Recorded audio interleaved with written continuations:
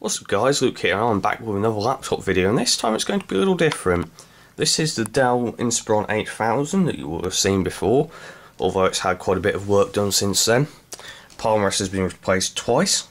This one is from a dead 8100, but I've just been messing around with SpeedFan because SpeedFan actually works on this system. I've discovered that it's quite hard to keep it really properly cool at the 1 GHz clock speed.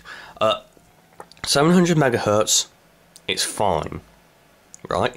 But you can keep it permanently below 50 pretty much, with 45 on the PWM settings over here, and pretty much I'd say 100 on the other side. However, with the full 1 GHz clock speed with this Coppermine P3, and these Coppermine P3s do run quite hot. It's quite hard to keep it cool at all. However, whilst I was messing around with the fan speeds, I discovered that it does go, these fans, of which there are two, go fairly fast when they're put up to full bore. So let's put one of them up to full bore. Yes, that sounds like a hairdryer. Now, let's put the other one up. And there we go. That is the fans at 100% full throttle.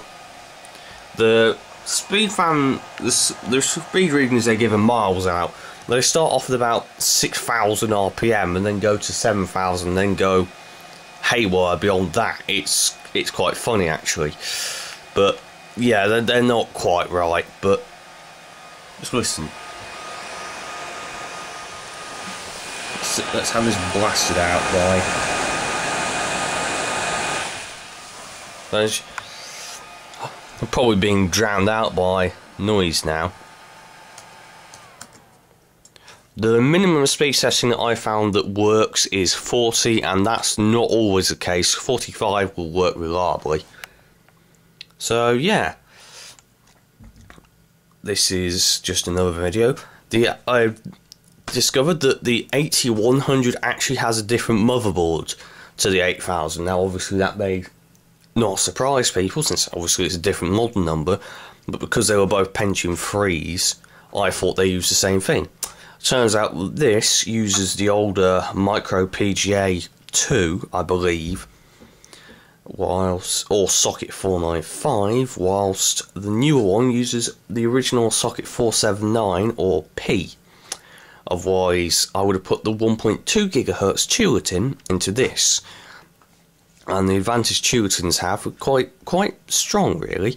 They use less power, they run cooler, they're quicker, and obviously this one has a clock rate as well, and has a quicker FSB, so the whole system would be quicker.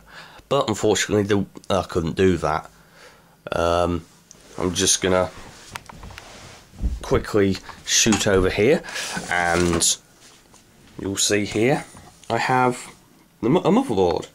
Now this motherboard is the dead one. There's your socket 479M, and unfortunately this laptop was not repairable. I bought it not powering on. You know, I bought it for various parts. I took the palm rest, I took the keyboard, I took the screen out of it. The screen is 1600 by 1200, which is quite nice. But this laptop was advertised as not powering on. Now, I did get it to power on for a bit, running off the battery, but unfortunately it eventually conked out and died. And unfortunately, it's not hard to see what killed this poor thing. Yes, that component there, whatever it is, has experienced a catastrophic failure, folks.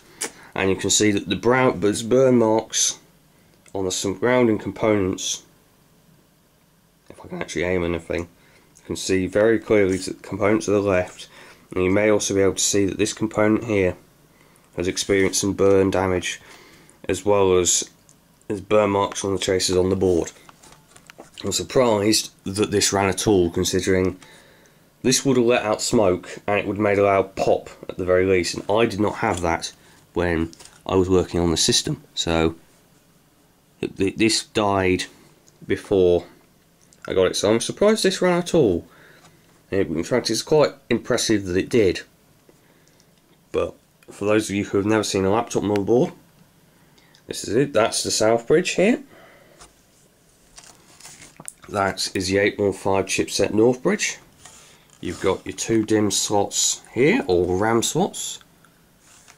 This is where the network card went. Then we have some kind of PCI chip here. This ESS chip, which is upside down of course.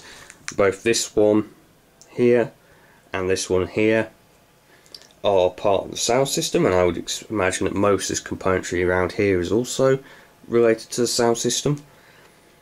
Now, going back to this component here, basically I tore this down because I'm going to strip it so we can pass out the bits that are usable and recycle the rest of it more easily.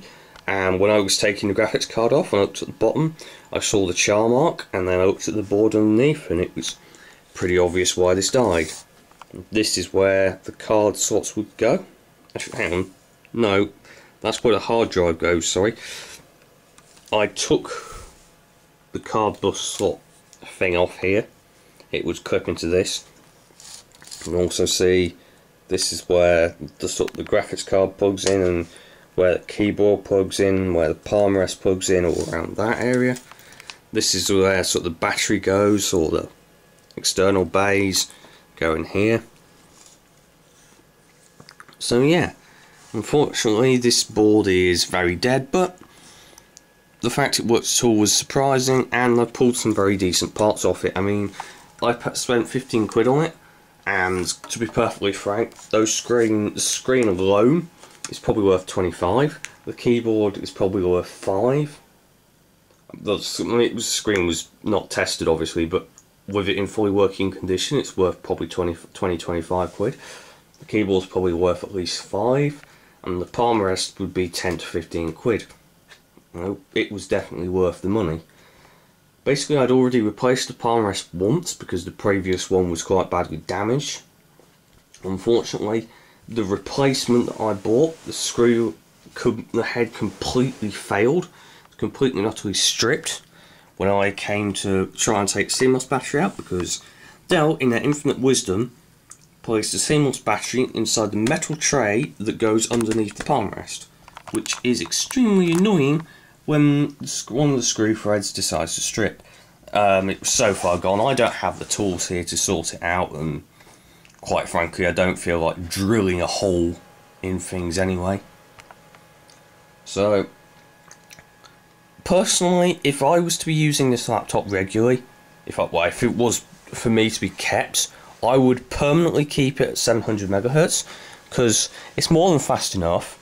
The extra few hundred megahertz isn't going to make much of a difference in games in reality, and it would keep it nice and cool, and it would keep it going for quite some time. But obviously it's not up to me, it's up to whoever gets this. So, but it's had a brand new battery fitted, just like went into the 8100 that I sold. It's still not perfect, you know, although the hinge is in reasonable shape. You can see it's not fully secure at the back because the chassis is actually slightly twisted. There's not much I can do about that, because I'd have to replace the metal shield that the motherboard sits on. Now, whilst obviously I could do that, A, I'd risk damaging the motherboard, and B, I don't have the tools at the moment to unscrew things like basically where you screw in the VGA connector and all that sort of thing. I don't have the tools to do that. And I could do it, but it's not really worth it. But basically everything on this system now works, and it's actually a real shame that motherboard did die the death that it did, because obviously the screen is in great shape. There's a couple of very small blemishes, and that's it. The backlight is it's very, very even. Obviously it's a very high res screen, very high quality screen. The palm rest is in very nice shape. I mean, it's even got stickers. One of them's a bit tacky, I will grant you, but the other one could do with sticking down a bit, and I may do something about that, I don't know. But the fact that they're still there after all this time is always a good sign. Obviously it's a slight misadvertising, because it's not a Pentium 3M, it's a mobile Pentium 3. Basically, the difference is that the mobile Pentium 3s were copper mines, the Pentium 3Ms were Dual-Sins. It's just a difference, but it's probably only a definition that matters to someone who actually cares about these really old laptops that much. So these were really nice laptops back in their day, and it's nice to have this one back in full working order. So basically, since I've got it, I've done, say, the palm rest's been replaced, the keyboard's been replaced, mainly because I trashed the other one, but the track point was bad anyway, so it was needing replacing. Battery's been replaced, and the screen's been swapped. There's nothing wrong with the other screen, this is just higher res. It's still got the original optical drive. There's a new hard drive in it, 60 gig drive. I had to replace the hard drive connector because I lost the other one, which was fucking stupid. I don't know how I managed it, but I did. I'll just show you again. You can see how this really. You can see that. I'm not sure how well you can see it, but you may just be able to see that the metal shield behind these fan covers is twisted, and that's where the fault is. It's also got a nice Dell PA6 charger, and it really does charge the battery quickly. I mean, this is towards the end of it charging the battery, and I don't know how well you can see this, folks, but that's charging at a rate of 30 to 34 watts indicated. That's gone up to 36.5 now, which is pretty damn high. It's very impressive. But anyway, I'm going to wrap this video up, folks. I'm just going to go and shut this laptop down. I really do need to. I will get a. I've got another laptop at the moment that I took the hard drive out to put it in this. It's a small, it's tiny Sony Vaio. I will eventually make a video on it, but that's when I get round to that. There's going to be another couple of laptop videos coming in the near future, or one definitely. I'm not sure if I'll make one on the other one, depending on when I actually get these laptops, because it's basically the same model as one I already own. So let's just go.